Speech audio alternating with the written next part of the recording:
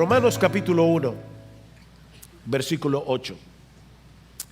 Dice Pablo: en primer lugar doy gracias a mi Dios por medio de Jesucristo por todos vosotros, porque por todo el mundo se habla de vuestra fe. Pues Dios, a quien sirvo en mi espíritu en la predicación del evangelio de su Hijo, me es testigo de cómo sin cesar hago mención de vosotros siempre en mis oraciones, implorando que ahora al fin por la voluntad de Dios logre ir a vosotros, porque anhelo veros para impartiros algún don espiritual a fin de que seáis confirmados, es decir, para que cuando esté entre vosotros nos confortemos mutuamente cada uno por la fe del otro, tanto la vuestra como la mía. Y no quiero que ignoréis, hermanos, que con frecuencia he hecho planes para ir a visitaros y hasta ahora me he visto impedido, a fin de obtener algún fruto también entre vosotros, así como entre los demás gentiles. Tengo obligación tanto para con los griegos como para con los bárbaros, para con los sabios como para con los ignorantes. Así que por mi parte ansioso estoy de anunciar el evangelio también a vosotros que estáis en Roma. Si hay algo que es evidente en la vida del apóstol Pablo, es su pasión por Cristo y por su iglesia. Esto es algo que se percibe fácilmente al leer cualquiera de sus cartas, incluyendo esta carta a los romanos que comenzamos a estudiar la semana pasada. Pablo deseaba profundamente visitar esta iglesia, pero hasta el momento no había podido hacerlo, y es precisamente por esa razón que les escribe esta carta. Aunque él no los conocía personalmente, deseaba bendecirlos con el evangelio, y ya que no había podido ir, entonces decide hacerlo por escrito. Ahora, Romanos, que es una carta bastante profunda, no es un ensayo teológico escrito a un grupo de estudiantes en un seminario. Es una carta escrita a un grupo de creyentes comunes y corrientes como tú y como yo. Pero Pablo conoce la importancia de tener una comprensión adecuada del evangelio y de sus implicaciones, y de ahí la urgencia de enviarles esta carta, que, como decía, por momentos se torna profunda teológicamente hablando. Pablo quería llevar a cabo la encomienda apostólica que él había recibido del Señor. Recuerden que estudiamos la semana pasada en el versículo 5 cómo Pablo dice que Cristo mismo lo había constituido como un apóstol con el propósito de promover la obediencia a la fe entre todos los gentiles por amor a su nombre. Pablo anhelaba ver a hombres y mujeres de todas las naciones, los gentiles, con este tipo de fe que produce obediencia, y todo eso para que el nombre de Cristo pudiera ser exaltado, pudiera ser magnificado en medio de ellos. Este hombre que había sido un perseguidor de la iglesia, este hombre que odiaba a Cristo con todo su corazón, había sido convertido, había sido transformado, y ahora Pablo amaba a Cristo con tal pasión que él quería que Cristo fuera conocido, amado, servido, glorificado, alabado, exaltado en todas las naciones. Esa era la pasión que consumía y controlaba el corazón del apóstol Pablo, y esa pasión por Cristo producía al mismo tiempo un deseo genuino y profundo de bendecir a la iglesia por la que Cristo murió, como vamos a ver en este pasaje. Una cosa no puede ser divorciada de la otra. Aquellos que aman a Cristo con pasión, que de verdad aman a Cristo con pasión, aman apasionadamente la iglesia por la que Él murió.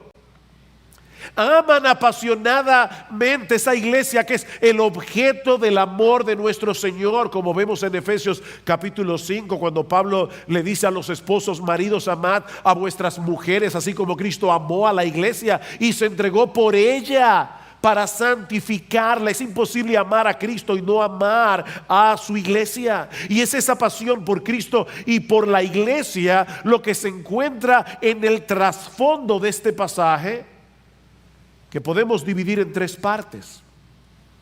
En el versículo 8, Pablo da gracias a Dios por estos creyentes en Roma. En los versículos 9 al 13, Pablo revela a estos hermanos el anhelo que tenía de ir a visitarles. Y en los versículos 14 y 15, Pablo nos muestra qué era lo que lo movía a tener ese deseo tan intenso. Eso es básicamente lo que nosotros encontramos en este pasaje. Vean una vez más el versículo 8. En primer lugar, doy gracias a mi Dios por medio de Jesucristo, por todos vosotros, porque por todo el mundo se habla de vuestra fe. Pablo escribió Romanos probablemente un poco más allá del 55 después de Cristo. Así que no habían pasado ni 30 años después de la muerte de Cristo y de su resurrección, y ya el evangelio había llegado a la capital del imperio. Eso era algo tan impresionante, era tan sorprendente, que la noticia, dice Pablo, se había esparcido por todo el mundo. Los cristianos en otras partes comentaban el hecho tan extraordinario de que en tan poco tiempo el evangelio haya alcanzado un lugar de tanta importancia estratégica y al mismo tiempo tan corrupto y tan depravado como la ciudad de Roma. Roma era algo así como la ramera del mundo. Roma era la fábrica de ídolos del mundo en aquellos días. Y ya el evangelio había llegado allí. Habían cristianos en Roma. Había una iglesia en Roma. Y aunque Pablo no había sido el instrumento usado por Dios para la fundación de esta iglesia, esto llenaba su corazón de gratitud. Yo doy gracias a Dios. Yo doy gracias a mi Dios. Ahora, no deja de ser interesante, mis hermanos, al leer el versículo 8. Y hay varios detalles aquí que yo quiero resaltar en esta mañana. Este es uno de ellos. Que Pablo no da gracias a los predicadores que habían llevado el evangelio a Roma. Pablo nos dice aquí: yo le doy gracias a mi Dios de que hubo hombres valientes, dispuestos a llevar el evangelio de Jesucristo al corazón mismo del imperio. Qué bueno que existen tales hombres en la iglesia. No. Pablo tampoco da gracias a los hermanos de Roma por haber creído en Jesús. Los alabo, creyentes de Roma, por vuestro compromiso con la fe de Jesucristo. No hay nada de qué gloriarnos en el hecho de haber creído, porque la fe es un don de Dios. Efesios capítulo 2, versículo 8 y 9, Pablo dice: porque por gracia sois salvos por medio de la fe, y esto no de vosotros, pues es un don de Dios, es un regalo de Dios, no por obras, para que nadie se gloríe. Como vimos el domingo pasado, el evangelio tiene su origen en Dios, y aún nuestra fe en el evangelio es un regalo de Dios. Es por eso que Pablo da gracias a Dios por medio de Jesucristo. ¿Notaron eso? Doy gracias a mi Dios por medio de Jesucristo, por la fe de estos creyentes. El Señor Jesucristo es el mediador a través del cual nosotros tenemos acceso a la presencia de Dios para orar y darle gracias. Miren, mis hermanos, nosotros ni siquiera podríamos acercarnos a Dios para manifestarle nuestra gratitud de no ser por Jesucristo. No podríamos. De no ser por la mediación de Jesús. Él es el que hace posible que podamos acercarnos al trono de la gracia al habernos reconciliado con el Padre por medio de su muerte en la cruz. Hay un solo Dios y hay un solo mediador, mi amigo. Eso es lo que dice la Biblia. No hay 10 mediadores, no es Jesús y María, es Jesús y solo Jesús. Hay un solo Dios. Y hay un solo intermediario, hay un solo puente, hay un solo mediador que nos lleva a la presencia misma de Dios. De manera, mis hermanos, que la salvación es del Señor, de principio a fin. Y por lo tanto, solo Él merece la gloria. Sin embargo, al mismo tiempo, nosotros vemos en este pasaje que a Pablo se le había encomendado la tarea de promover la obediencia a la fe entre los gentiles, como dice el versículo 5. Doy gracias a Dios porque les ha dado la fe, pero yo tengo que ir a predicarles el evangelio. ¿Se dan cuenta? Y eso nos introduce, mis amados hermanos, amigos que están aquí en esta mañana, a uno de los grandes misterios de la fe cristiana y de hecho a uno de los grandes temas de la carta a los romanos: la relación entre la soberanía de Dios y la responsabilidad del hombre. Es Dios el que da la gracia de la fe y del arrepentimiento, pero es el hombre el que se arrepiente y cree. Nosotros no somos títeres de Dios, nosotros no somos robots preprogramados para creer. Nosotros, en un acto libre de nuestra voluntad, en un momento dado, nos arrepentimos de nuestros pecados y creímos en el Señor. Porque el Dios soberano había determinado desde antes de la fundación del mundo que nos íbamos a arrepentir y creer. Y Cristo en la cruz del Calvario compró para nosotros arrepentimiento y fe. Pero no solo eso. Es Dios el que obra soberanamente en el corazón del pecador, pero Él lo hace a través de la predicación del Evangelio. Noten el versículo 9 que vamos a ver en un momento, todavía no hemos llegado ahí, pero Pablo dice: pues Dios, a quien sirvo en mi espíritu, y esta frase puede traducirse también como la Nueva Versión Internacional, a quien sirvo con todo mi corazón en la predicación del Evangelio de su Hijo. Dios es el que obra, pero Él obra a través de medios. De manera que nadie se va a salvar sin la predicación del Evangelio.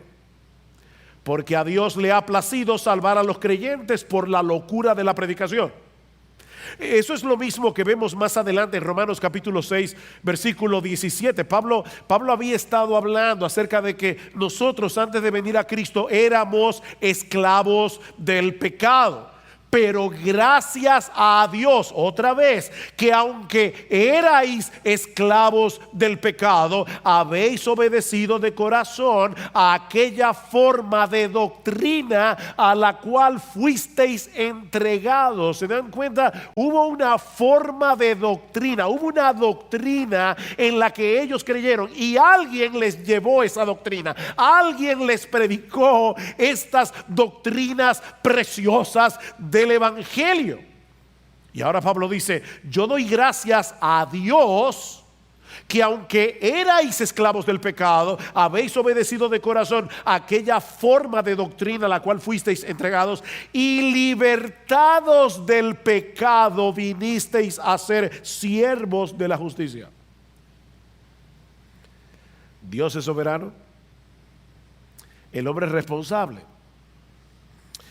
Esta es una tensión que encontramos a través de toda la Escritura y que ninguna mente finita como la tuya y la mía es capaz de entender plenamente. No es que no podemos entender nada, Por eso decimos que esto es un misterio, no un enigma.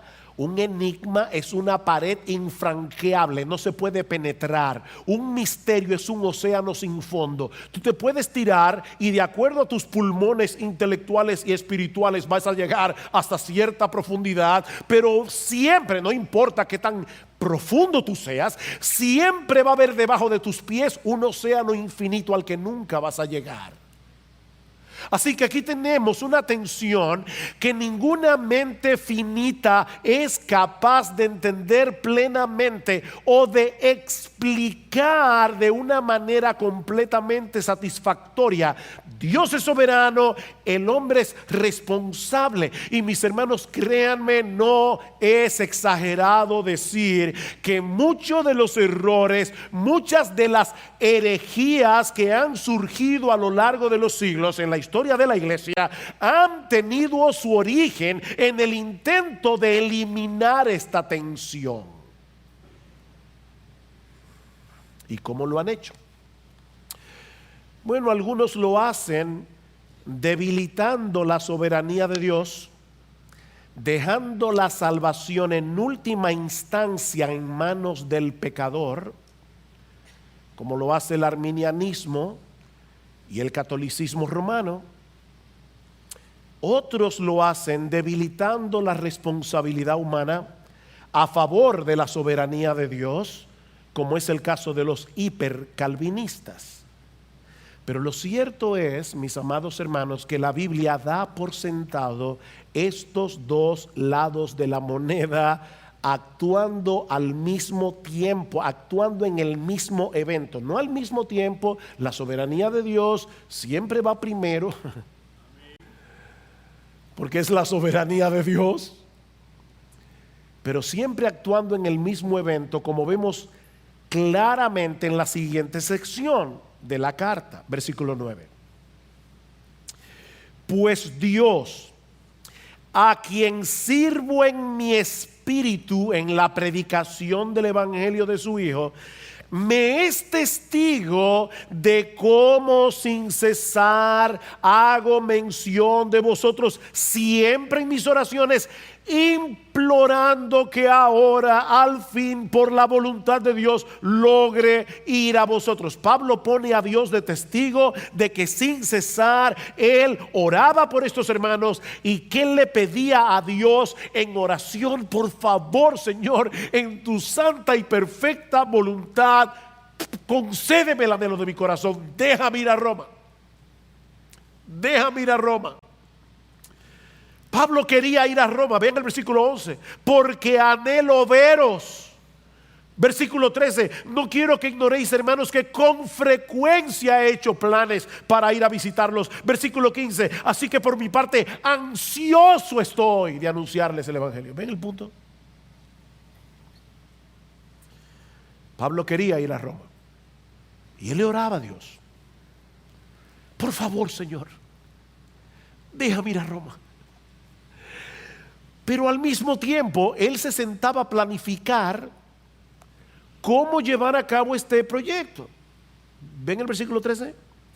Otra vez, no quiero que ignoréis, hermanos, que con frecuencia he hecho planes para ir a vosotros a visitarlos, y hasta ahora me he visto impedido a fin de obtener algún fruto también entre vosotros, así como entre los demás gentiles. Tal parece que la razón por la que Pablo se había visto impedido de llegar a Roma era que él no había completado su obra evangelizadora en Grecia y en sus alrededores. Más adelante en Romanos capítulo 15 versículo 19, Pablo dice que desde Jerusalén y por los alrededores hasta el Ilírico he predicado en toda su plenitud el evangelio de Cristo. Pero ahora escuchen lo que sigue diciendo: por esta razón muchas veces me he visto impedido de ir a vosotros. ¿Ven?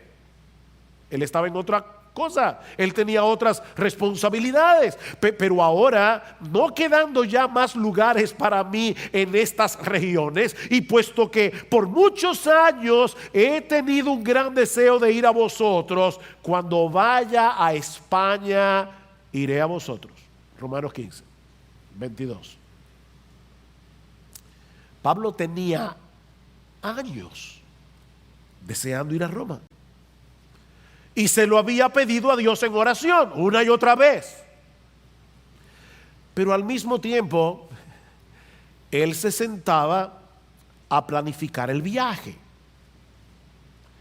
Ustedes se dan cuenta, hermano, que en la mente de Pablo no había ninguna contradicción entre esas dos cosas, entre su determinación de llegar a Roma y su confianza en la soberana voluntad de Dios. Él hacía planes y oraba y hacía planes.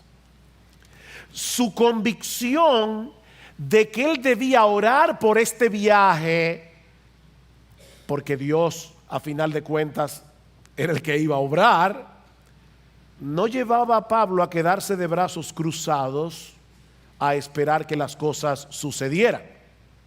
Él hacía planes en oración. Así que, mis hermanos, en vez de tratar de desentrañar el misterio de la soberanía divina y la responsabilidad humana, Pablo aprendió lo que tú y yo debemos aprender si de veras queremos tener pasión por Cristo y por su iglesia. Debemos aprender a vivir en esa tensión, sabiendo que debemos orar y que debemos planificar y actuar. Porque lo que Dios ha decretado que ocurra va a suceder en el contexto de la actuación responsable de los hombres. Me ponérselo de esta manera. Miren, como dice John Piper, si Dios ha decretado que un hombre muera por un balazo, él no va a morir hasta que la bala sea disparada.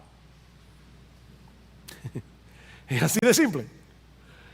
Hasta que alguien no haga ¡pum! Como me decía el otro día un hermano, después del famoso problema con los Boeing, esos Max, y yo viajaba ese mismo día, y un hermano me mandó una nota diciendo, a mí no me dan miedo los aviones, gracias al Señor, pero él, previendo que tal vez me daba miedo, me dijo, Sugel, no te preocupes, recuerda que tú eres inmortal hasta que Dios lo decida. ¿Está bien? Qué bueno saber eso. Debemos orar, debemos planificar y debemos actuar. Son tres patas de la misma mesa. Santiago capítulo 4. Vamos ahora los que decís, hoy mañana iremos a tal ciudad y estaremos allá un año y traficaremos y ganaremos, cuando no sabéis lo que será mañana. Mi papá siempre decía, calculen el moquillo. Y lo que él quería decir era que hay individuos que toman un papel y un lápiz y dice, voy a comprar 3 gallinas, las gallinas van a poner tantos huevos, de los huevos van a salir tantos gallos, y en una hora tienen una granja, y de repente resulta que la gallina que compraron le da moquillo y se murió. Y mi papi siempre decía, calcula el moquillo, tú no sabes lo que será mañana. Y eso es lo que está diciendo en Santiago, en palabras menos teológicas, está diciendo, calcula el moquillo. Tú no sabes lo que será mañana, porque ¿qué es vuestra vida? Ciertamente es neblina que se aparece por un poco de tiempo y luego se desvanece. En lugar de lo cual deberíais decir, si el Señor quiere, viviremos y haremos esto o aquello, dice Santiago. Hay un esto y un aquello que yo debo planificar y que yo debo llevar a cabo. Pero reconociendo al mismo tiempo que como no tenemos control de todas las cosas, es si Dios quiere que viviremos y haremos esto o aquello que hemos planificado. Pero el esto y el aquello lo tienes que planificar tú. O sea, Dios te dio una cabeza para pensar y te dio un cuerpo para actuar. Y aunque no sabemos exactamente cómo funciona, cómo interacciona la soberanía de Dios y la voluntad del hombre, haz lo que tú tienes que hacer. Es como el famoso texto de Filipenses capítulo 2, versículo 12, donde Pablo nos exhorta a ocuparnos en nuestra salvación con temor y temblor. ¿Quién debe ocuparse en su salvación con temor y temblor? ¿Quién?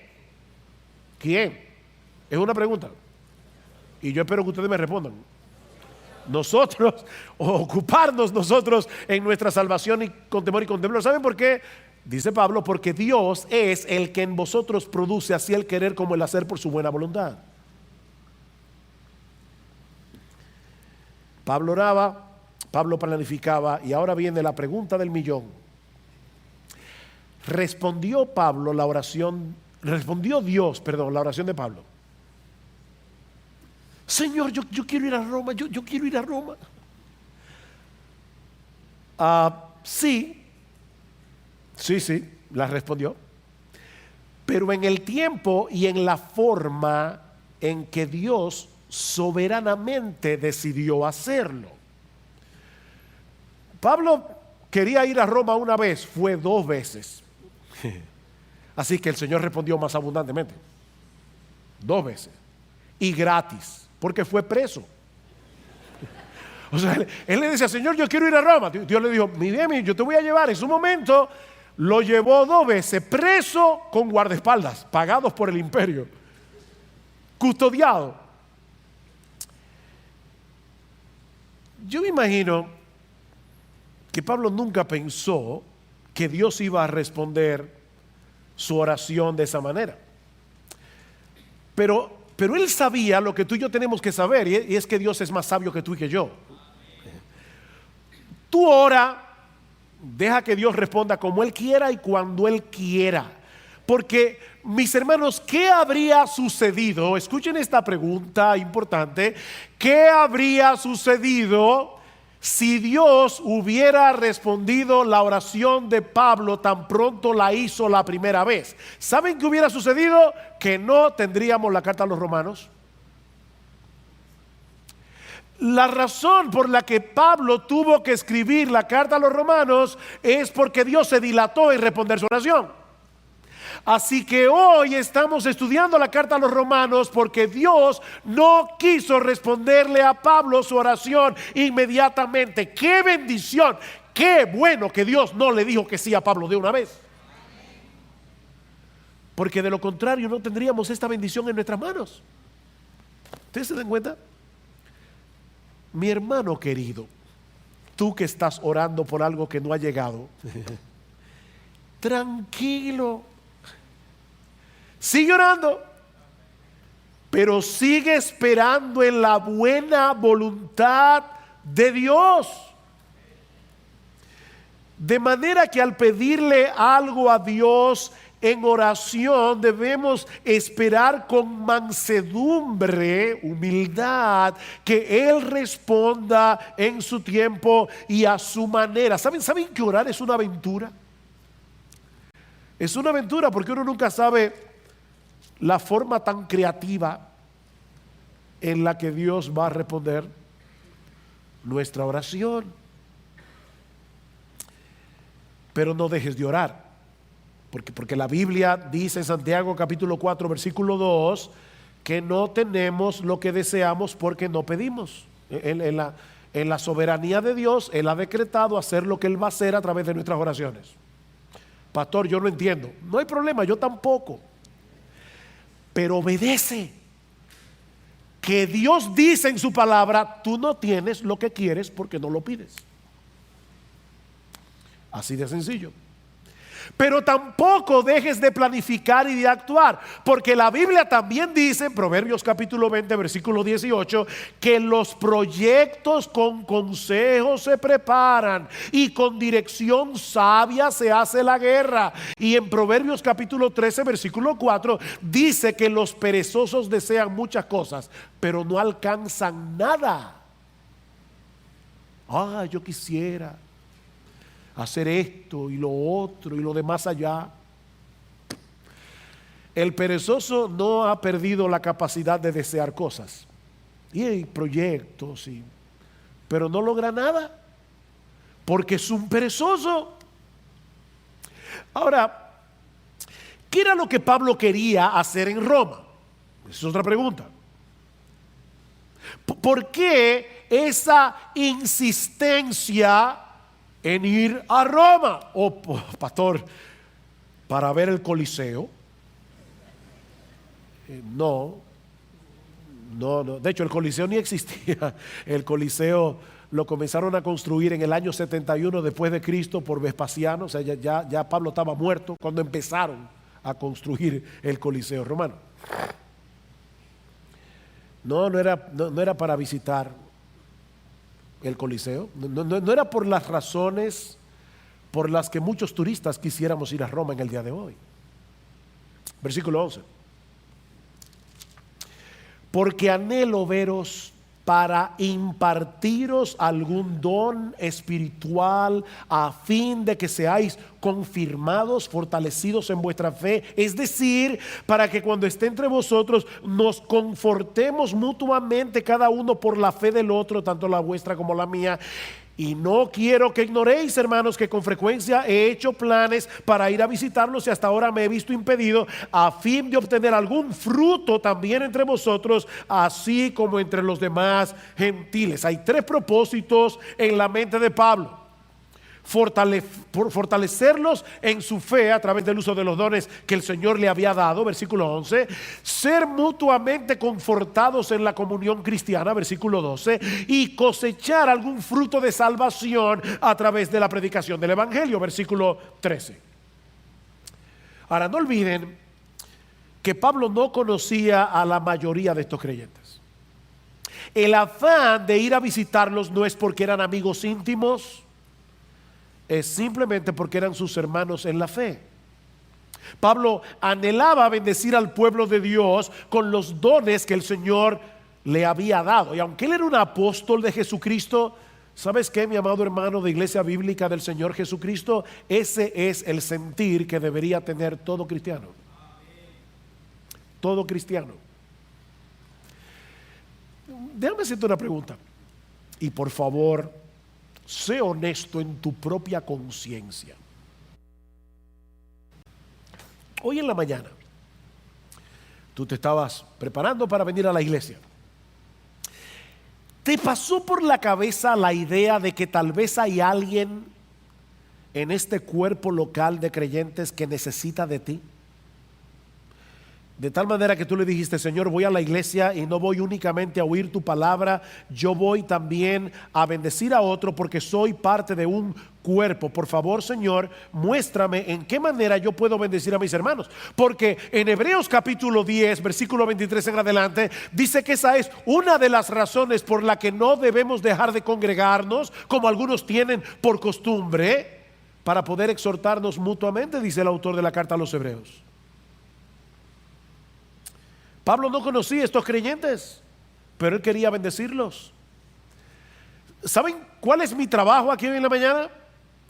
Mi trabajo es equiparte a ti para que tú hagas la obra del ministerio. ¿No es eso lo que dice Pablo en Efesios capítulo 4, versículo 11? Y el mismo Cristo os dio que algunos sean pastores maestros a fin de equipar a los santos para la obra del ministerio. Todos los santos hacen la obra del ministerio. Nosotros deberíamos anhelar ver a otros creyentes fortalecidos, ver a otros creyentes creciendo en su fe y dando fruto, aunque no sean amigos cercanos. Simplemente porque amamos a Cristo, porque amamos su iglesia, porque amamos ver su imagen más claramente reflejada en nosotros y en otros. Y yo te pregunto, mi hermano, ¿de verdad tú deseas eso? Pero ahora escucha una de las declaraciones más sorprendentes de esta sección. Versículo 12 otra vez. Es decir, yo quiero ir a Roma para confirmarlos. Es decir, alguien dice que de repente Pablo detuvo la pluma y dijo: uy, esto suena muy unilateral. El Espíritu Santo lo guió a escribir esto. Para que cuando esté entre vosotros nos confortemos mutuamente, cada uno por la fe del otro, tanto la vuestra como la mía. ¿No te sorprende eso? el gran apóstol Pablo, que escribió 13 de las 27 cartas del Nuevo Testamento, que recibía revelaciones directas de Jesucristo como un apóstol que él era de Cristo, ahora está diciendo: mi intención de ir a Roma no es unilateral. Yo quiero ser animado por vosotros. Yo necesito ser edificado por vosotros. ¿Ven? Él no quería que los hermanos en Roma lo vieran como el super apóstol Pablo, que no necesitaba de nada ni de nadie, porque Jesucristo le suplía directamente todo el combustible que él necesitaba desde el cielo, pum, a él solo. No. Pablo era un cristiano, como tú y como yo. Era un ser humano, con luchas, con tentaciones, con debilidades, con temores. Cuando Pablo escribe su primera carta a los Corintios, él les confiesa que estuvo entre ellos, oigan esto, con debilidad, con mucho temor y temblor. Pablo. Y lo grande es que él no le molesta decirlo. O sea, Pablo no era de esos creyentes que siempre tienen una sonrisa colgate. ¿Y cómo tú estás? En victoria. Siempre. Déjame decirte, los dominicanos, no sea tan hablador. Eso no es verdad. Eso no es verdad. Te estás engañando. Tú quieres dar una imagen. ¿Se acuerdan de esa película, de ese libro, perdón, que se hizo muy famoso? Lo que se acuerden van a revelar la edad. Es el libro de, creo que era de Eric Fromm. I'm okay, you are okay. Yo estoy bien, tú estás bien, todos estamos bien. Aquí todos estamos bien.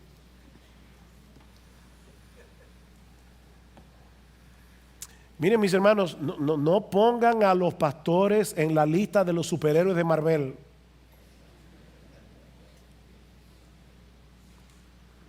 Porque son hombres de carne y hueso, con sus propias luchas, con sus aflicciones. Son hombres que necesitan aliento, son hombres que necesitan estímulo, son hombres que necesitan ser fortalecidos por otros cristianos, son hombres que necesitan ser edificados. Escuchen esta descripción del ministerio, Pablo, 2 Corintios 4. Pero tenemos este tesoro en vasos de barro. Oí en estos días una prédica que me envió mi hija. Wow, me chocó. Este hombre decía que en la época de Pablo hacían unas vasijas de barro con un tesoro adentro, un tesoro valioso.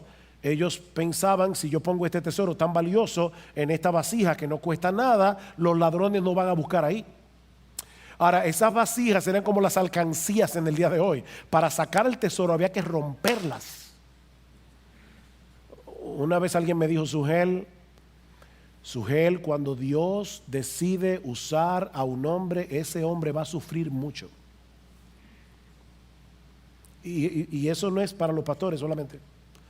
Es que la vasija tiene que ser rota para que el tesoro pueda salir. Y Pablo está diciendo: nosotros tenemos un tesoro en vasos de barro. ¿Saben para qué? Para que la excelencia del poder sea de Dios y no de nosotros, que estamos atribulados en todo, mas no angustiados, en apuros, mas no desesperados, perseguidos, mas no desamparados, derribados, pero no destruidos.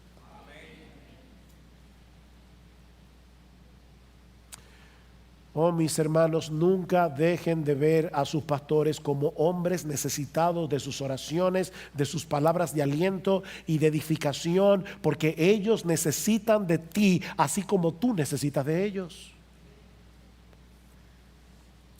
Pablo anhelaba llegar a Roma para bendecir a estos creyentes y para ser bendecidos por ellos. Y si Pablo lo necesitaba, nosotros lo necesitamos también.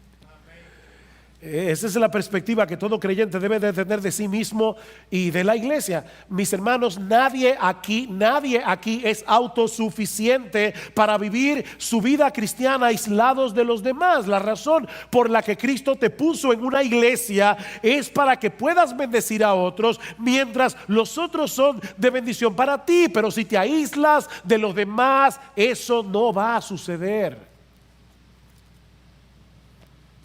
Tú debes tomar la determinación de conectarte con este cuerpo lo más que tú puedas, o de lo contrario te vas a estancar en tu vida cristiana y perderás el privilegio, el enorme privilegio de bendecir a otros. ¿Saben por qué el mar muerto está muerto? Hay varias razones ecológicas, geológicas, que no vienen al caso, pero una de las razones por la que el mar muerto está muerto es porque el agua del Jordán muere allí. El agua solo entra pero no sale para ningún sitio, y eso aumenta la salinidad del mar. Ahí no hay vida. En el mar de Galilea o el lago de Genesaret, porque es un lago de agua dulce, el agua del Jordán entra por el norte y sale por el sur, y es un mar lleno de vida. ¿A cuál de esos dos mares te pareces tú?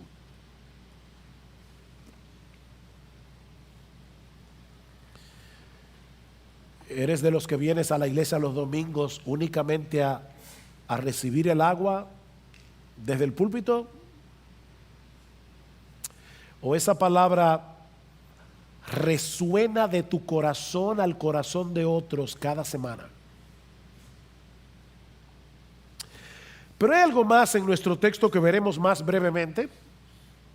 Ya vimos que Pablo da gracias a Dios por estos creyentes en Roma. Ya vimos que Dios pide en oración a Dios la oportunidad de visitarles.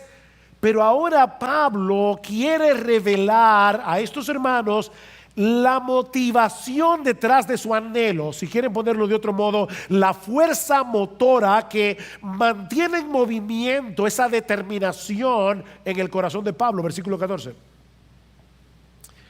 tengo obligación tanto para con los griegos como para con los bárbaros, para con los sabios como para con los ignorantes.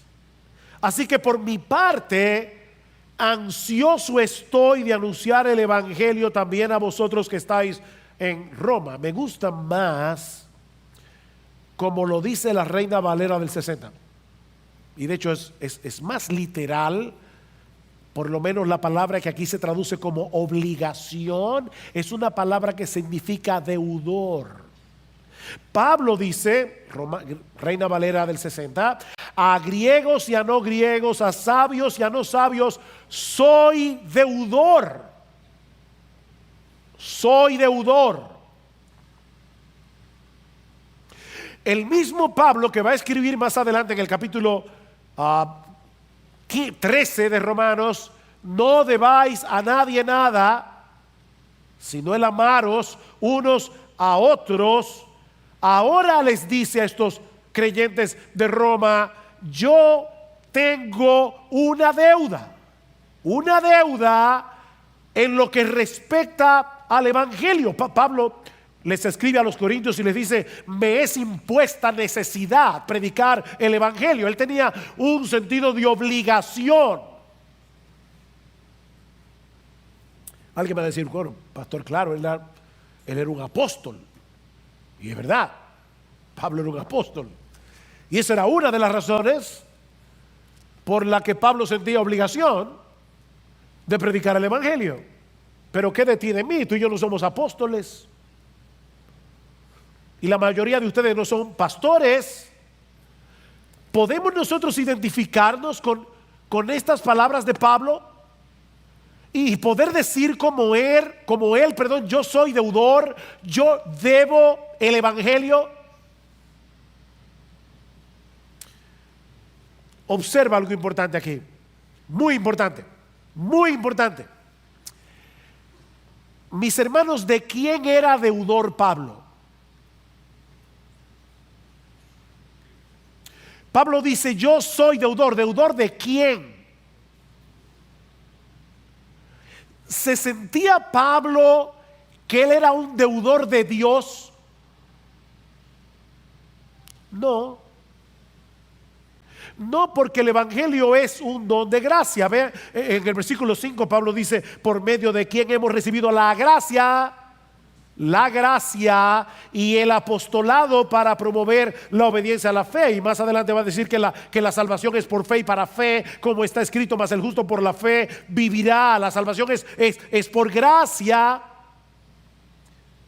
Y la gracia es un don que Dios nos da gratuitamente. Nosotros teníamos una deuda con Dios por causa de nuestros pecados, pero esa deuda fue cancelada. Esa deuda fue pagada hasta el último centavo por nuestro Señor Jesucristo. Así que la gracia no nos hace deudores de Dios, porque de lo contrario ya no sería gracia. No, Pablo era deudor de los griegos y de los bárbaros. Los bárbaros era como los griegos veían a todo el mundo, porque ellos se veían como superiores, y por eso se inventaron la palabra bárbaro, que en griego suena igual que en español, bárbaro. Es como una gente que habla mucho disparate, bla, bla, bla, bla. Es una palabra onomatopéyica. ¿Se entendió, verdad? Las palabras onomatopéyicas suenan como lo que significan.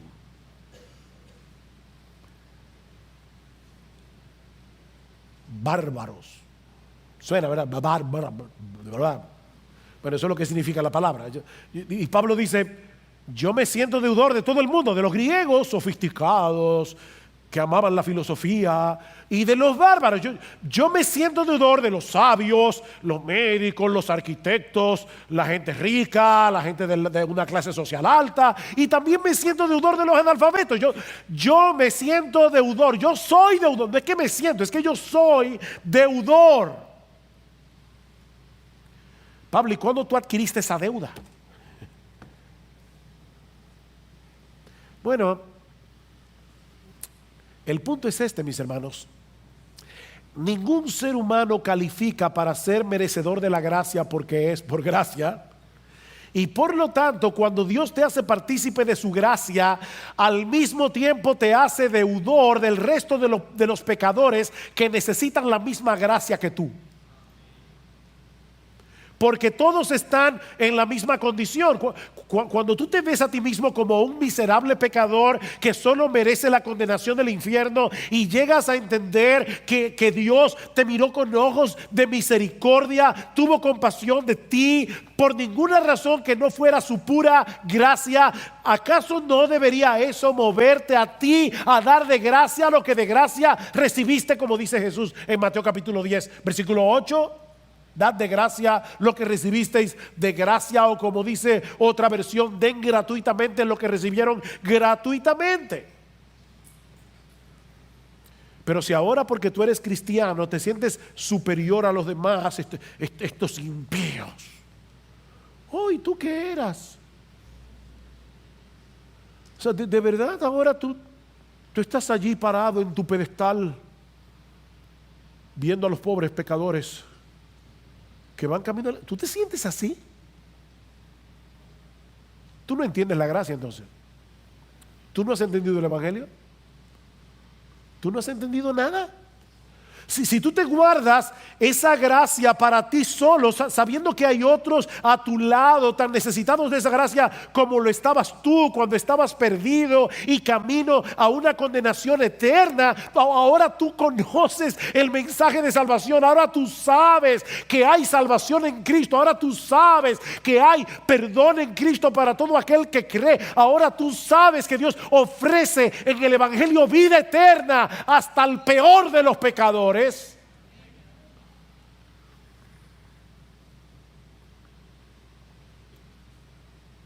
¿Y tú no quieres compartir eso? De verdad tendríamos razones para sospechar que tú no has entendido todavía lo extraordinariamente maravillosa que es la gracia de Dios en Cristo. Es una especie de deuda moral, pero es mucho más que eso. ¿Ustedes se acuerdan de aquellos dos leprosos que se estaban muriendo de hambre en un tiempo que había un asedio a la ciudad de Israel? Y de repente el campamento de los asirios, Dios les envió un temor tan grande que salieron huyendo, y estos israelitas dijeron: mira, ya vamos a donde los asirios, si nos toman prisioneros por lo menos nos van a dar de comer. Y cuando llegan encuentran el campamento vacío, porque los asirios habían huido, los sirios, perdón, habían huido, y estaba todo lleno de ropa, comida, y estos hombres comienzan a comer como unos desaforados. Y de repente uno de ellos le dice: no está bien lo que estamos haciendo, esto no está bien. Allá hay un pueblo muriéndose de hambre y nosotros estamos aquí comiendo un banquete. Oh, mis hermanos, allá afuera hay un mundo muriéndose en sus pecados, y nosotros estamos aquí tranquilamente en aire acondicionado recibiendo un banquete cada domingo del Evangelio de Jesucristo. Es una deuda moral, pero es más que eso. Es más que eso. La gracia de Dios nos hace deudores, no a Dios, recuerden, a los que necesitan la misma gracia que tú. Esa gracia nos hace deudores, pero con una deuda que no es una imposición legalista, es una deuda de asombro, de gozo y de gratitud. Cuando los discípulos fueron amenazados para que no siguieran hablando más en el nombre de Cristo, ¿saben lo que ellos dijeron? No podemos dejar de decir lo que hemos visto y oído. No podemos. Si nos quieren matar, como hicieron con esos creyentes en Sri Lanka en la mañana de hoy, que nos maten, que no podemos. El Hijo de Dios se hizo hombre para obedecer perfectamente la ley de Dios en nuestro lugar. Luego fue a la cruz a pagar nuestra deuda con la justicia del Padre. Por causa de Él, todos nuestros pecados han sido perdonados. Él nos ha librado de la condenación del infierno. Él nos ha dado gratuitamente por gracia el don de la vida eterna. Y ahora ustedes pretenden que no digamos nada.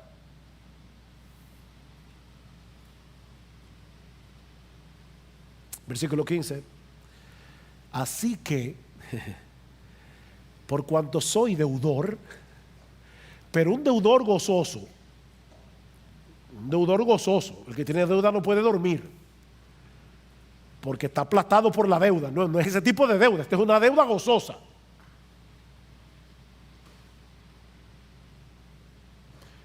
Por mi parte, ansioso estoy de pagar esa deuda.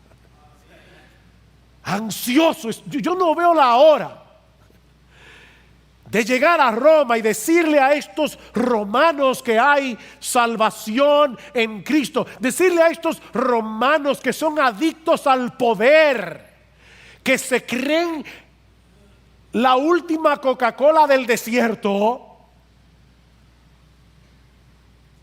que el Evangelio es verdadero poder.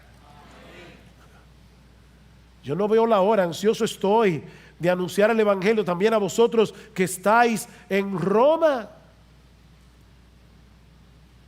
Y noten que no era simplemente para predicar el Evangelio a los perdidos. A vosotros que estáis en Roma, a los que recibieron la carta, que eran cristianos. Porque el mismo Evangelio que salva es el mismo Evangelio que santifica, es el mismo Evangelio. Y Pablo anhelaba profundamente ver a estos creyentes creciendo espiritualmente, fortaleciéndose en su fe, para que ellos también pudieran ser instrumentos en las manos de Dios para bendición de otros, como dice el versículo 12, para que seamos mutuamente confortados por la fe vuestra y por la mía. Si nos fortalecemos en la fe, vamos a poder confortarnos mutuamente. Los pastores no estamos llamados a hacer todo en la iglesia. Nosotros, como decía hace un momento, equipamos a los creyentes para que los creyentes hagan la obra del ministerio. Y ahora yo te pregunto,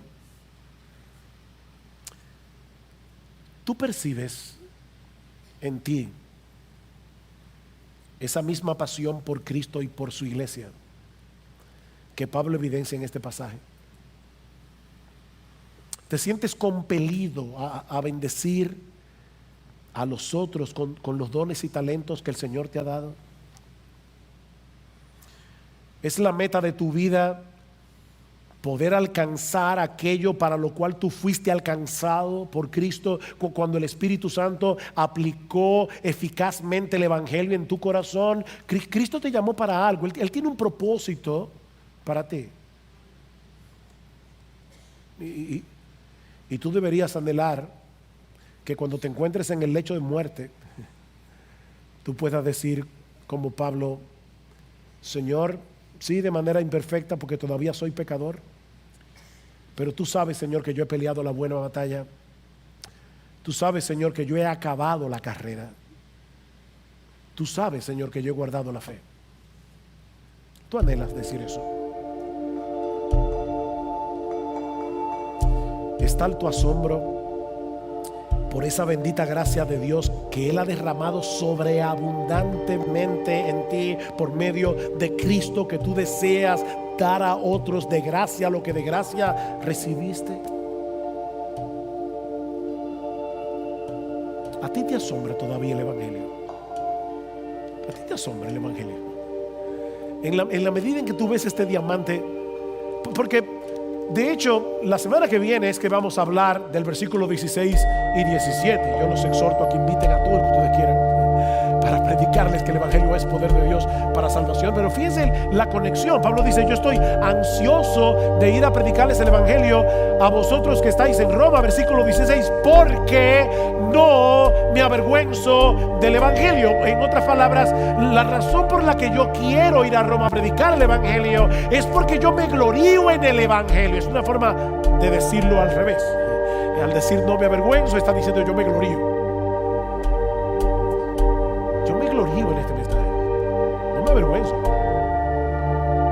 No me avergüenzo de decir que soy evangélico. No me avergüenzo de decir que yo he creído en Jesucristo. No me avergüenzo de decir que yo creo que yo iba camino al infierno y que Cristo me rescató por su muerte en la cruz. Yo no me avergüenzo de ese evangelio, porque ese evangelio es y seguirá siendo hasta que Jesucristo vuelva, poder de Dios para salvación.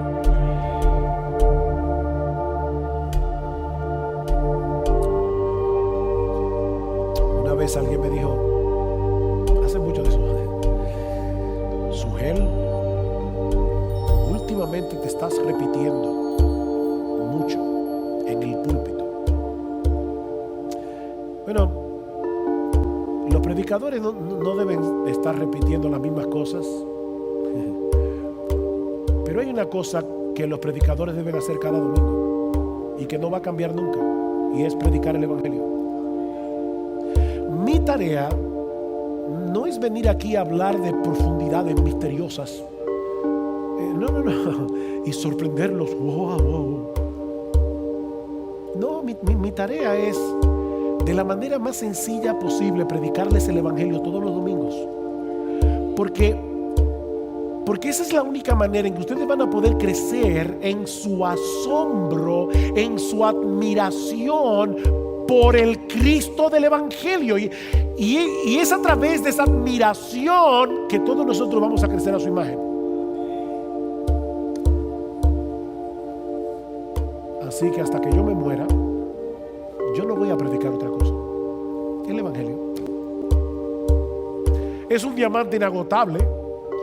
Nunca vamos a decir, wow, ya lo entendí, ya lo vi. No, lo seguiremos viendo.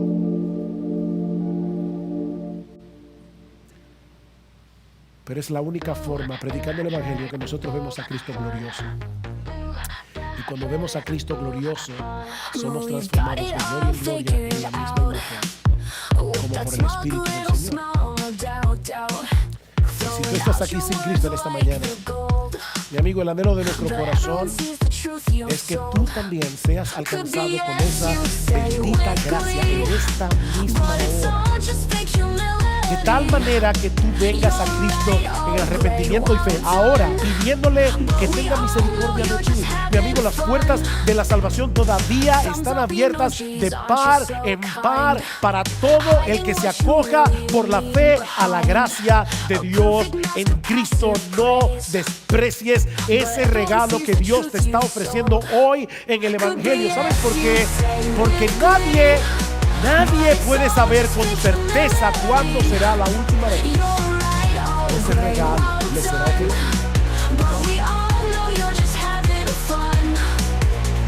El tiempo es ahora, no mañana. Es ahora. Porque mañana puede ser muy tarde. But if it's all just a little sad display, could be yes, you say with glee, but it's all just fake humility. You're right, oh great, well done, but we all know you're just having fun. So keep pretending like we can't see your clever words dripping with irony. You think you're sly, but here's the truth. Your passive acts just lack some youth. So here's to you.